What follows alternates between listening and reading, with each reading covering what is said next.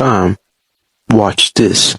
Over the last few weeks, we've seen the fallout of one of the most talked about debates in recent memory, Billy Carson versus Wes Huff, and more than 1.5 million of you watched my video covering it, where we saw Billy directly challenged for the first time on his claims about Christianity. It was clear to everyone that watched the debate that it just didn't go well for Billy, and he knew this, which is why he responded by doing everything that he could to suppress the debate. Everything from showing up at the producer's house at 2 a.m. to trying to sue everyone involved. But after the clip still managed to come out, Billy made everything worse by hosting a disastrous live stream where he tried to attack Christianity, called the God of Christianity a sadistic narcissist, and somehow also ticked off his non-Christian fans in the process. Not only did his efforts backfire by making millions of people far more interested in seeing the debate, but he also brought international attention to Wes, bringing Wes from about 12,000 subs to well over 200,000 subs in less than a month. But now things seem to have gotten even worse for Billy as this happened, seeming to be the precursor to Billy's worst nightmare. Wes just appeared on Joe Rogan's podcast, which is expected to be released any day now. And if you know anything about Rogan's platform, you know that this isn't just another discussion. This is where a lot of cultural narratives are shaped,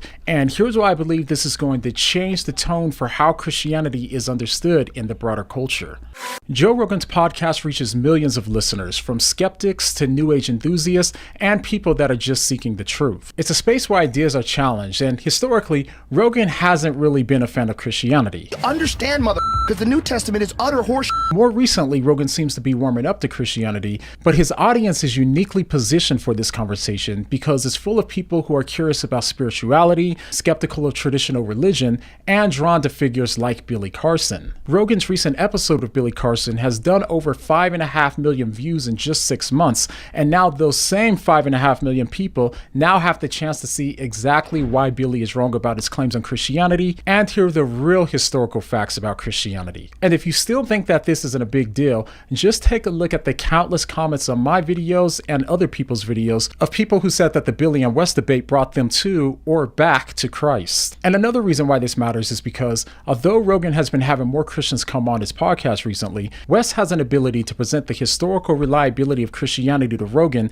in a way that simply hasn't been done before. So now you can imagine Wes stepping into this arena, addressing Rogan's objections in the same way he addressed Billy's. And as we've shown on this channel several times, Rogan's main objections to Christianity are demonstrably false, and Wes is more than capable of articulating that truth to him in a clear and concise way. And for Billy Carson, this moment could be devastating because his ideas thrive in echo chambers, but when challenged on such a massive stage with facts, they simply won't hold up. And even more, it also has the ability to bring more people to question his New Age worldview altogether.